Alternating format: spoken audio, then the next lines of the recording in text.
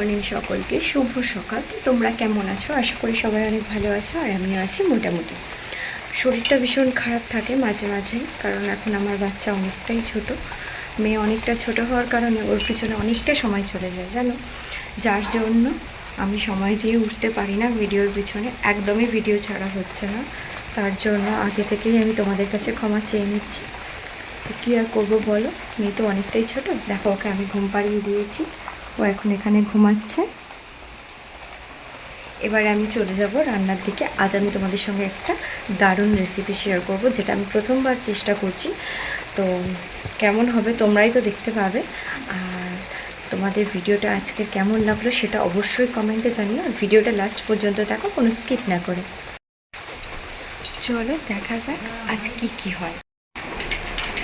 চলো এখানে কি জোগাড় করে নিয়েছি তোমাদেরকে দেখিয়ে দিই। এখানে আদা রসুন বাটা আছে, এটা জিরে বাটা, পেঁয়াজ কুচি, কচুর শাক, আর এখানে তোমার ঝিঙে আর আলু কাটা আছে, এখানে মাছের তেল। আর তোমাদেরকে আরেকটা কথা বলে দেওয়ার আছে, এটা বেশ অনেক দিন আগেকার ভিডিও, মানে 1 বছর তো হয়ে গেছে, কারণ যখন আমরা এক সংসারে ছিলাম তখনকারই ভিডিও এটা।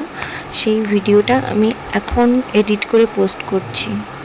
সময় হয়ে ওঠে না ভিডিও করার, বা ভিডিও করা হয়ে থাকলেও এডিট করার সময় হয়ে ওঠে না, যার জন্য ভাবলাম এটা বেশ অনেক দিন আগেকার ভিডিও হয়ে আছে, আমি তোমাদের সঙ্গে শেয়ার করি। তো আমি দেখো দুটো কড়াই বসিয়ে দিয়েছি, এদিকে আমার সমস্ত তো জোগাড় জান্তি করা ছিল, আমি দেখেই বলছি। এখানে আমি কচুর শাকটা প্রথমে সেদ্ধ করে নেব। আর কচুর শাকে নুন দিয়ে সেদ্ধ করলে গলা চুলকানি অনেকটা কমে যায়, আর তার মধ্যে যদি কিছুটা লেবু দিয়ে দেওয়া যায় তো অনেকটা পরিমাণে চুলকানি, মানে যাদের গলা কীটনে একটা ব্যাপার আছে সেটাও কমে যায়, আর খেতেও দুর্দান্ত লাগে।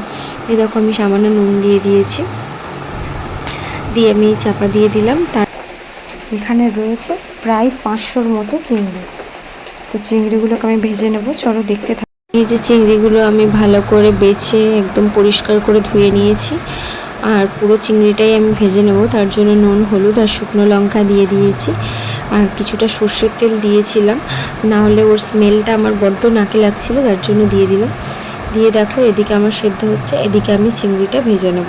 তো সর্ষের তেল বেশ অনেকটা দিয়ে দিলাম, দিয়ে আর আমি এটা ভেজে নেব এবার একে একে। তারপরে তো আমার বাকি রান্না তোমরা দেখতেই পাবে কিভাবে করি না করি।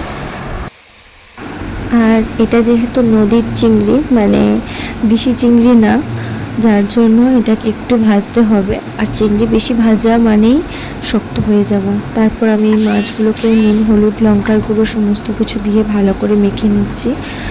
আর এটা ছিল, আমার মনে হয় যতদূর পড়ছে, এটা শোল মাছ ছিল, শোল মাছ জাগানো ছিল, সেটাই মা কেটে দিয়েছিল।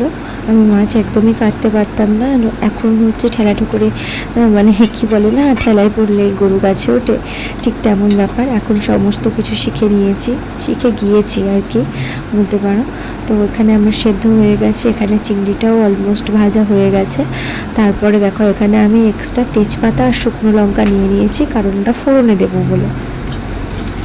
তার মধ্যে এখানে আমি তরকারি করবো বলে পেঁয়াজ আর এখানে 5 ফোড়ন দিয়েছিলাম, দিয়ে আদা রসুন একটু অল্প অল্প দিয়েছিলাম, আর জিরে বাটা দিয়ে ভালো করে কষিয়ে নিয়ে এর মধ্যে আমি সবজিটা তুলে দেবো, মানে যেটা ঝিঙে আর আলু কেটে রাখা ছিল, ঝিঙে আলু, ওটা চিংড়ি দিয়ে হবে, যার জন্য এটা ভালো করে কষিয়ে নিতে হবে, কারণ ঝিঙে থেকে অনেকটা জল বেরোবে। আর আমি তার মধ্যে নুন, হলুদ, লঙ্কার গুঁড়ো দিয়ে দিয়েছি, আর সামান্য জল দিয়ে এই যে ঢেকে দেবো, জলটা একটু ছেড়ে উঠলে।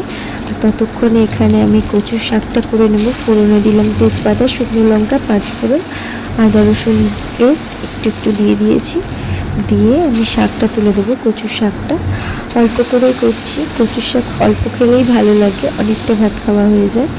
তো আমি এখানে একটু করে আবার নেড়ে দিচ্ছি, দেখছো কতটা জল উঠেছে, আমি সামান্য জল দিয়েছিলাম। তারপরে আমি বেশ কিছুটা পরিমাণ মতো জল দিয়ে ওটা রেখে দিলাম ফোটার জন্য। আর এখানে কিছুটা চিংড়ি দিয়েছিলাম, তারপরে আমার হঠাৎ মনে হয়েছে চিংড়িটা অনেকটা কম, যার জন্য এর মধ্যে আবার কিছুটা চিংড়ি, আর তরকারিতে তো চিংড়ি দিতেই হবে, দিয়ে দিলাম। আর ওটা হয়ে যেতে কচুর শাকটা নামিয়ে রেখে আমি এখানে মাছ ভাজতে দিয়েছি, এখনও ভাত হয়নি।